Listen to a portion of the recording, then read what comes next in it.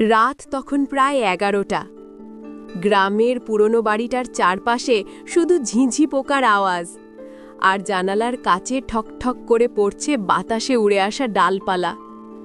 ভিতরে মা একা বসে আছে, সামনে রাখা মোমবাতির আলোতে ছেলের পুরনো ছবিটার দিকে তাকিয়ে আছে। রাজু 3 বছর পর আজ ফিরেছে। শহরে চাকরি করছে বলে যোগাযোগ প্রায় বন্ধ হয়ে গিয়েছিল। মা যতই জিজ্ঞেস করত, রাজু শুধু বলতো, মা আমি খুব ব্যস্ত। আজ হঠাৎ ফোন দিয়ে জানিয়েছে, আমি আসছি। মায়ের বুক ভরে গেছে আনন্দে, এতদিন পর ছেলেকে দেখবে বলে। কিন্তু রাজু যখন দরজায় দাঁড়ালো, তখন সেই আনন্দটা এক মুহূর্তে কেমন হারিয়ে গেল। রাজুর মুখে অদ্ভুত একটা ক্লান্তি, চোখে যেন এক অজানা ভয়। গায়ে ধুলা কাদা, জামার হাতায় লালচে দাগ। মা অবাক হয়ে জিজ্ঞেস করলো, এই কি অবস্থা তোর রাজু? রাজু নিচু স্বরে বলল, মা পথে দুর্ঘটনা ঘটেছিল। কিছু না। মা বিশ্বাস করতে পারল না, কিন্তু মুখে কিছু বলল না, শুধু বলল, খেয়ে যা, এতদিন পর এসেছিস। রাজু খাওয়া শেষ করল না, বারবার জানালার দিকে তাকাচ্ছিল, যেন কেউ তাকে অনুসরণ করছে। মা জিজ্ঞেস করল, কাকে খুঁজছিস? রাজু তাড়াতাড়ি বলল, কাউকে না মা, তুমি ঘুমাও। রাতে মা শুয়েছিল, কিন্তু ঘুম আসছিল না। রাজুর ঘর থেকে শব্দ আসছে, কখনো ফিসফিসানি, কখনো দরজা বন্ধের আওয়াজ। মা আস্তে পায়ে রাজুর দরজার কাছে যায়। দরজার ফাঁক দিয়ে দেখে রাজু মাটিতে বসে একটা ছোট বাক্স খুলছে। বাক্সের ভেতরে কিছু কাগজ, একটা পুরনো চিঠি আর একটা মহিলার ছবি। রাজু সেই ছবিটা বুকের কাছে চেপে ধরে ফিসফিস করে বলল, তুমি চিন্তা করো না, আমি সব ঠিক করে ফেলব। মা হতবাক হয়ে ফিরে আসে, কিন্তু ঘুম চোখে আসে না। ভোরে রাজু তাড়াতাড়ি বেরিয়ে যায়, বলে অফিসে কাজ আছে। মা একা ঘরে বসে ভাবছে, ছবিটা কার হতে পারে। বিকেলে রাজু না থাকায় সে রাজুর ঘরে যায়, আর খুঁজে পায় সেই বাক্সটা। খুলে দেখে ভিতরে ছবির পেছনে লেখা, তোমার সত্যিকারের মা রীতা। মায়ের বুক ধক করে ওঠে, ঠোঁট কাঁপে। রীতা কে? সে তো রাজুর একমাত্র মা। চোখে জল চলে আসে, কিন্তু ভেতরে কৌতূহল দমে না। রাতে রাজু ফেরে, দেখে মা সেই বাক্সটা হাতে নিয়ে বসে আছে। রাজু থমকে যায়। মা বলে, এই ছবিটা কার? রাজু মাথা নিচু করে থাকে, কিছু বলে না। মা আবার বলে, রাজু তুই কি কিছু লোকাচ্ছিস? রাজুর চোখে তখন কেমন এক ছায়া। হঠাৎ সে বলে, মা তুমি যা জানো সেটা অর্ধেক সত্যি।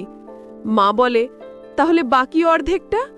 রাজু ধীরে ধীরে বলে, আমি যাকে মা বলে ডাকি সে তুমি, কিন্তু আমি তোমার রক্তের নয়। মায়ের মুখ ফ্যাকাশে হয়ে যায়, বুক ধুকপুক করতে থাকে। রাজু বলল, আমি ছোটবেলায় তোমার ঘরে এসেছিলাম, যখন আমার আসল মা রীতা আমাকে তোমার হাতে তুলে দিয়েছিলেন, বলেছিলেন ওকে নিজের মতো মানুষ করো। আমি জানতাম না সত্যিটা, কিন্তু কয়েকদিন আগে সেই চিঠিটা হাতে পাই। মা স্তব্ধ, চোখ দিয়ে জল গড়িয়ে পড়ছে। হঠাৎ ঘরের বাতিটা টিমটিম করে নিভে গেল, মোমবাতির শিখা কাঁপছে। রাজু বলে, মা তুমি এটা জানলে না কেন?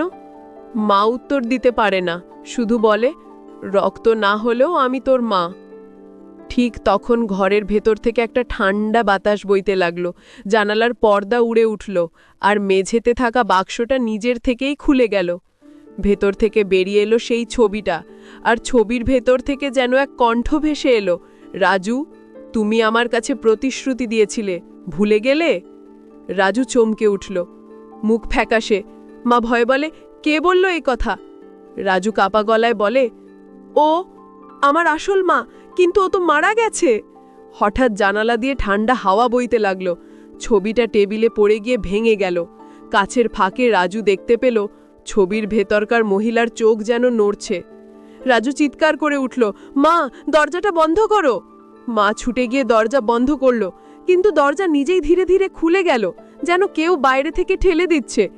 বাইরে কেউ নেই, শুধু দূরের বাঁশঝাড়ে কারুর ছায়া দুলছে। মা রাজুর হাত ধরে বলল, তুই যাই হোস, আমি তোর মা, কেউ তোকে নিতে পারবে না। রাজু কাঁদতে কাঁদতে বলল, মা, আমি প্রতিশ্রুতি দিয়েছিলাম আমার আসল মাকে, তার মৃত্যুর পরও আমি তার জিনিসগুলো রক্ষা করব, কিন্তু আজ সে নিজেই ফিরে এসেছে ওগুলো নিতে।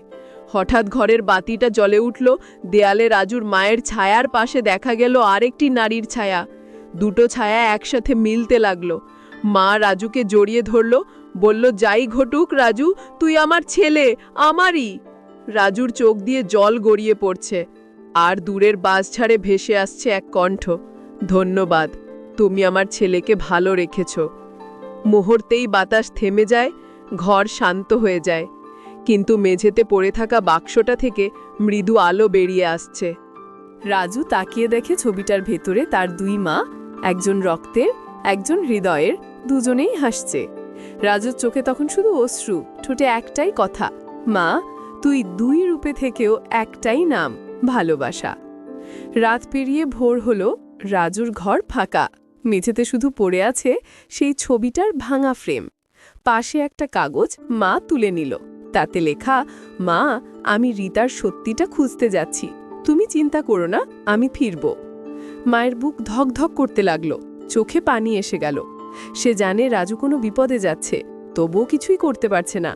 রাজু গ্রামের শেষ প্রান্তে পুরনো নদী পাড়ে এসে দাঁড়ালো। বাতাসে কুয়াশা জমে গেছে, নদীর ধারে শ্মশান ঘাট, সেখানেই নাকি রিতার কবর। রাজু ধীরে ধীরে এগিয়ে যায়। পাথরের গায়ে লেখা, রিতা, এক মা যে ভালোবাসার জন্য মরে গেছে। রাজুর বুক কেঁপে ওঠে, সে কণ্ঠে ফিসফিস করে বলে, মা, আমি এসেছি তোর কাছে। তখনই পেছন থেকে শো শো শব্দ। রাজু ফিরে তাকায়, কেউ নেই। আবার সেই নারী কণ্ঠ, রাজু, তুমি আমার কথা শুনছো? রাজু চমকে উঠে বলে, তুমি কে? কণ্ঠ উত্তর দেয়, আমি রিতা, তোমার মা, কিন্তু আমি কখনো মরিনি, আমি এখানেই আছি, তোমার খুব কাছে। রাজু কাঁপা গলায় বলে, আমি তোমার ছেলেকে বড় হতে দেখেছি, তুমি সত্যিই আমার মা? রিতার কণ্ঠ নরম হয়ে বলে, আমি তোমার জন্মদাত্রী, কিন্তু তোমার দত্তক মাই আমার জীবন বাঁচিয়েছিল। সে জানতো না আমি বেঁচে আছি, কারণ তোমার বাবা হাসান আমাকে লুকিয়ে রেখেছিল। রাজুর চোখ বড় বড় হয়ে যায়। হাসান নামটা তার মনে বাজে, তার বাবার নাম তো হাসান। রাজু বলে, আমার বাবা? কণ্ঠ উত্তর দেয়, হ্যাঁ রাজু, সে আমাকে ভালোবাসত, কিন্তু সমাজের ভয়ে সে আমাকে অস্বীকার করেছিল। আমি তোমাকে নিয়ে পালিয়ে গিয়েছিলাম, কিন্তু একদিন তোমার দত্তক মায়ের হাতে তোমাকে রেখে চলে গিয়েছিলাম, যেন তুমি অন্তত নিরাপদে থাকো। রাজুর চোখ পানি এসে যায়। সে বলে, তাহলে তুমি কেন ফিরে এলে? রিতার কণ্ঠ বলে, তোমার মা বিপদে আছে। কেউ চায় না সে সত্যিটা জানতে না পারুক, কারণ তোর বাবার অতীত এখনো তাকে তাড়া করছে। রাজুর বুক কেঁপে ওঠে। সে বলে, মা, আমার দত্তক মা তো নির্দোষ। রিতার কণ্ঠ গম্ভীর হয়ে ওঠে, কেউ তার ওপর নজর রাখছে রাজু। সেই বাক্সটা যেখানে তুমি ছবিটা পেয়েছিলে, তার নিচে আরেকটা বাক্স আছে, সেখানে লুকানো আছে হাসানের লেখা একটা চিঠি। চিঠিটা খুঁজে পেলে সত্যি জানতে পারবে। রাজু দ্রুত বাড়ি ফিরে আসে। রাত তখন গভীর, বাতাসে গাছের পাতা ঝিরঝির শব্দ করে। সে ঘরে ঢুকে মেঝে খুঁড়ে বাক্সটা খোলে। ভেতরে সত্যি আছে একটা ছোট চিঠি। চিঠিতে লেখা, রিতা, আমি তোমাকে বাঁচাতে পারিনি, কিন্তু তোমাকে হত্যা করতেও দেইনি। আমি তোমাকে অন্যরকমভাবে লুকিয়ে রেখেছি। তোর মা জানে না সত্যিটা, কারণ আমি ওকে বলেছিলাম তুমি মরে গেছো। ওকে বলো না আমি এখনো বেঁচে আছি। নিচে লেখা, হাসান। রাজুর চোখ কাঁপতে থাকে, বুক ধুকফুক করছে। ঠিক তখন দরজা ঠকঠক করে কেউ কড়া নাড়ি। রাজু বলে, কে? বাইরে থেকে কণ্ঠ আসে, রাজু, আমি তোমার মা, দরজা খোলো। রাজু ছুটে দরজা খোলে। তার দত্তক মা দাঁড়িয়ে আছে, মুখে উদ্বেগ, চোখে জল।